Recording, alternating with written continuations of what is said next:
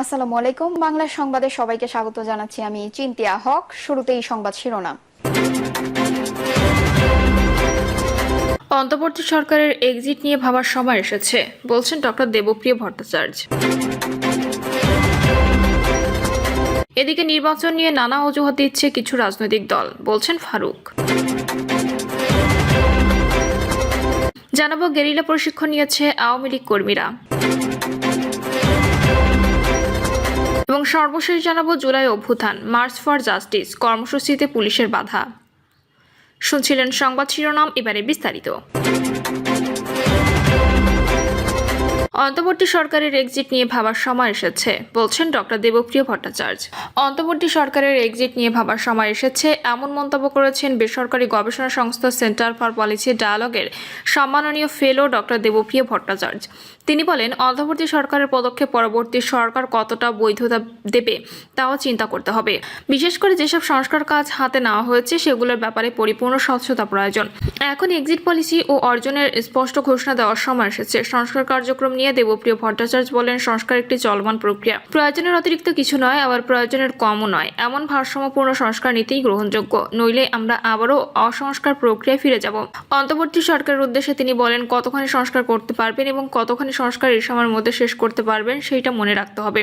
চলমান প্রক্রিয়া হিসেবে অনেক সংস্কার অসম্পূর্ণ থাকবে, অনেক সংস্কার পরের সরকার করবে। এটা আপনাকে মেনে নিয়ে আগামী দিনে ধারাবাহিকতার ভেতরে থাকতে হবে। এটা না করলে, যদি আমি না করি, তাহলে সংস্কার বলে আমি আবার বিভিন্ন অসংস্কারী কাজের ভেতরে যুক্ত হয়ে যেতে পারি।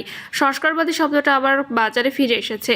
১/১১ পরে এটা খারাপ হয়ে গিয়েছিল। ইদানিংকালে সংস্কারবাদী বললে এখন আর অত খারাপ লাগে না, এখন অবশ্য ফ্যাসিবাদী বলে। তিনি বলেন, আগে 3টি যে তত্ত্বাবধায়ক সরকার ছিল তাদের প্রত্যেকেরই একটা নিষ্ক্রমণ পথ ছিল, অর্থাৎ এক্সিট পলিসি। যেখানে বলে, জিয়াউর রহমান তখন দায়িত্ব নিয়েছেন, তখন ওনার দল সংখ্যাগরিষ্ঠতা পেয়েছে। পঞ্চম সংশোধনী বা অন্যান্য বিষয়, এগুলোকে বৈধতার ক্ষেত্রে কোনো সমস্যা হয়নি। পার্লামেন্ট কাজ করেছে ওনার পক্ষে। হুসেইন মোহাম্মদ এরশাদ জাতীয় পার্টি নিয়ে 8ম সংশোধনী পর্যন্ত যেসব বিষয় ছিল, এটাকে তিনি বৈধতা দিতে পেরেছেন। ১/১১ সরকারের দিকে তাকালে দেখা যায়, সেই সরকারটি এসেছিল, সেই সরকারটি কিন্তু ওই ফখরুদ্দিন আহমেদের সরকারের অনুগমনে হয়েছিল, সেহেতু তাদের বৈধতার ক্ষেত্রে খুব বেশি সমস্যা হয়নি। বর্তমান সরকার যে কাজকর্মগুলো করেছে, আগামী সরকার সেগুলো সম্পূর্ণভাবে বৈধতা দেবে কিনা এ বিষয়ে এখনো সামনে রয়ে গেছে। নির্বাচন নিয়ে নানা অজুহাত দিচ্ছে কিছু রাজনৈতিক দল, বলছেন ফারুক। বিএনপি চেয়ারপারসন উপদেষ্টা সাবেক বিরোধী দলীয় চিফ হুইপ জয়নুল আবদিন ফারুক বলেছেন, বিএনপির ভারপ্রাপ্ত চেয়ারম্যান তারেক রহমানের নেতৃত্বে দেশ যখন একটি অবাধ ও সুষ্ঠু নির্বাচনের প্রস্তুতির দিকে অগ্রসর হচ্ছে, তখনই কিছু রাজনৈতিক দল নানা অজুহাত দাঁড় করিয়ে সেই প্রক্রিয়াকে বাধাগ্রস্ত করার চেষ্টা করছে। তিনি বলেন, জামায়াত ইসলামীর বন্ধুরা একসময় আমাদের পাশে ছিল, আমরা কাউকে অবহেলা করতে চাই না, কিন্তু যখন বাংলাদেশের মানুষ পরিবর্তনের অপেক্ষায়, তখনই নানা বাহানায় নির্বাচনের বিরোধিতা করা জনগণের সঙ্গে প্রতারণার শামিল। কেউ বলছে পিআর দরকার, কেউ বলছে সংবিধান সংশোধন ছাড়া নির্বাচনে যাবে না। এইসব অজুহাত ভিত্তিহীন। সরকারের উদ্দেশ্যে ফারুক বলেন, চাঁদাবাজদের বিরুদ্ধে অভিযান ভালো উদ্যোগ, কিন্তু 2000 কোটি টাকা চাঁদাবাজদের তালিকা জাতির সামনে প্রকাশ করুন। গত 11 মাসে সে কি করেছে সেই হিসাব দিন। শহীদ প্রেসিডেন্ট জিয়াউর রহমান স্বাধীনতার ঘোষণা দিয়েছেন, বিএনপি নেত্রী গণতন্ত্র পুনঃপ্রতিষ্ঠায় আন্দোলন করেছেন, তারেক রহমান 16 বছর দেশের বাইরে থেকেও গণতন্ত্রের জন্য কাজ করেছেন, অথচ আজও সুষ্ঠু নির্বাচনের দিনক্ষণ ঘোষণা হয়নি। তিনি বলেন, গ্রামে গঞ্জে, চায়ের দোকানে, পাড়া মহল্লায় মানুষ প্রশ্ন করছে নির্বাচনের তারিখ কবে। শাহাবুদ্দিন আহমেদ মাত্র 3 মাসের মধ্যে এরশাদের 10 বছরের দমন পীড়নের অবসান ঘটিয়ে নির্বাচন দিয়েছিলেন, অথচ আজ 11 মাস পেরিয়ে গেছে, কোনো নির্বাচন নেই। বিএনপির এই নেতা বলেন, আমরা চুরি করে নয়, জনগণের ভোটে ক্ষমতায় যেতে চাই। ভোটের আগের রাতে ব্যালট বাক্স ভরে দিয়ে সরকার গঠনের দিন শেষ। আমাদের কর্মীরা যদি কোনো অপরাধ করে, দলের পক্ষ থেকে ব্যবস্থা নেওয়া হয়েছে, অথচ যুবলীগ নামধারীরা দেশের ব্যবসা বাণিজ্য ধ্বংস করেছেন। বিএনপির অনেক কর্মী রিকশা চালিয়ে জীবন চালাচ্ছে, কিন্তু জনগণের লড়াই থেকে সরে যায়নি। তিনি সরকারের প্রতি আহ্বান জানিয়ে বলেন, গ্যাস ও নিত্য প্রয়োজনীয় দ্রব্যমূল্য কমান, চাঁদাবাজদের ধরুন, আইন শৃঙ্খলা ঠিক রাখুন এবং দ্রুত নির্বাচনের তফসিল ঘোষণা করুন। অস্থিতিশীলতা আর নয়, নিরপেক্ষ নির্বাচনের মাধ্যমে জনগণের সরকার গঠন হোক, এটাই আজকের চাওয়া।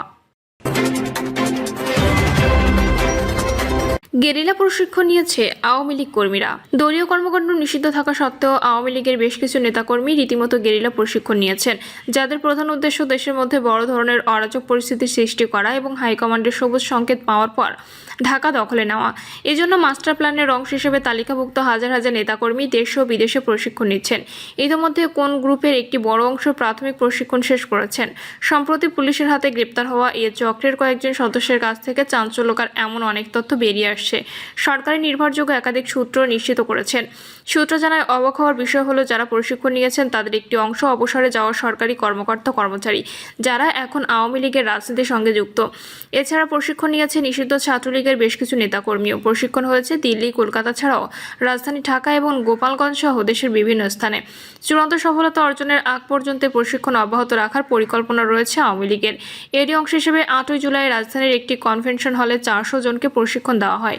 ওই প্রশিক্ষণ চলাকালে কনভেনশন সেন্টারে দেওয়া হয় সরকার বিরোধী নানা স্লোগান। সূত্র জানায়, কনভেনশন হলে প্রশিক্ষণের তথ্য পেয়ে 13 জুলাই রাজধানীর একটি আবাসিক এলাকায় অভিযান চালায় আইন প্রয়োগকারী সংস্থার বিভিন্ন ইউনিট। ওই অভিযানে গ্রেপ্তার করা হয় 2 জনকে। এরা হলেন সোহেল রানা ও শামীমা নাসরিন শম্পা। সোহেল রানার বাবার নাম আব্দুস সোবহান গোলন্দাজ, বাড়ি বরগুনার তালতলী থানার মৌপাড়া গ্রামে। রাজধানীর উত্তরা 11 নম্বর সেক্টরে 18 নম্বর রোডে তার বাসা। গ্রেপ্তারকৃত শম্পার স্বামী আহাদুজ্জামান একজন অবসরপ্রাপ্ত সরকারি কর্মকর্তা, বাড়ি গোপালগঞ্জের কাশিয়ানী থানার বড়াসুর গ্রামে। বাবার বাড়ি ফরিদপুরের আলফাডাঙ্গা থানার বাজরা গ্রামে। প্রশিক্ষণ কর্মসূচিতে কী ধরনের আলোচনা হয়েছে জানতে চাইলে নাম প্রকাশে অনিচ্ছুক সংশ্লিষ্ট সূত্র জানায়, গ্রেপ্তারকৃতরা এ বিষয়ে অনেক গুরুত্বপূর্ণ তথ্য দিয়েছে। এসব তথ্য যাচাই করে দেখা হচ্ছে। তারা জানিয়েছে ঢাকা দখল করাই ছিল তাদের প্রধান টার্গেট। এজন্য তারা সাবেক প্রধানমন্ত্রী শেখ হাসিনার নির্দেশের অপেক্ষায় ছিলেন। পরিকল্পনা অনুযায়ী আওয়ামী অধ্যুষিত কয়েকটি জেলা সহ দেশের বিভিন্ন স্থানে আওয়ামী লীগের বিভিন্ন পর্যায়ের লোকজনও মাঠে নামার সাহস দেখাবে। এমন পরিস্থিতিতে বড় ধরনের সংঘাত ও অরাজক পরিস্থিতি বেগবান করার সব প্রস্তুতি আগে থেকে ছক করা থাকবে। এভাবে ভয়াবহ পরিস্থিতি সৃষ্টি করতে সক্ষম হলে পরবর্তী পদক্ষেপ হিসাবে শেখ হাসিনাকে ভারত থেকে দ্রুত ফিরিয়ে আনার প্রক্রিয়া শুরু হবে। ওই সময় পরিস্থিতি ও প্রেক্ষাপট বুঝে এই সিদ্ধান্ত নেওয়া হবে। জানতে চাইলে ঢাকা মহানগর গোয়েন্দা পুলিশ গুলশান বিভাগের উপকমিশনার কামরুল হাসান বলেন, এটি একটি বড় কর্মযজ্ঞ। তদন্ত স্বার্থে এই মুহূর্তে বিষয়টি নিয়ে কিছু বলা যাচ্ছে না, একটু গুছিয়ে নিই, পরে বলবো। তিনি বলেন, এই ঘটনা শুধু ডিবি নয়, আরও কয়েকটি সংস্থা কাজ করছে। জুলাই অভ্যুত্থান, মার্চ ফর জাস্টিস কর্মসূচিতে পুলিশের বাধা। কোটা সংস্কার আন্দোলনকে ঘিরে হত্যা, গণগ্রেপ্তার, হামলা, মামলা ও গুমের প্রতিবাদে 2024 সালের 31 জুলাই সারা দেশে মার্চ ফর জাস্টিস কর্মসূচি পালন করে বৈষম্য বিরোধী ছাত্র আন্দোলন। এর অংশ হিসাবে ঢাকা, চট্টগ্রাম, খুলনা, বরিশাল, রাজশাহী, সিলেট সহ দেশের বিভিন্ন স্থানে কর্মসূচি পালন করেন শিক্ষক ও শিক্ষার্থীরা। এ সময় বিভিন্ন জায়গায় লাঠিপেটা, সাউন্ড গ্রেনেড ও কাঁদানে গ্যাস ছুড়ে তাদের ছত্রভঙ্গ করে দেয় পুলিশ। শতাধিক বিক্ষোভকারীকে আটক করা হয়। বিভিন্ন স্থানে সাংবাদিক সহ আহত হন অন্তত 90 জন। আন্দোলনের কেন্দ্রীয় সমন্বয়কদের মুক্তি, শিক্ষার্থী হত্যা, গ্রেপ্তার শিক্ষার্থীদের মুক্তি সহ 9 দফা দাবিতে মার্চ ফর জাস্টিস কর্মসূচির ঘোষণা দেন বৈষম্য বিরোধী ছাত্র আন্দোলনের অন্যতম সমন্বয়ক আব্দুল কাদের। রাতে টেলিগ্রাম অ্যাপে এ কর্মসূচির ঘোষণা দেন তিনি। মার্চ ফর জাস্টিস কর্মসূচির অংশ হিসেবে দুপুর 12টা থেকে হাইকোর্টের মাজার গেট এলাকায় জড়ো হন শিক্ষার্থী ও শিক্ষকরা।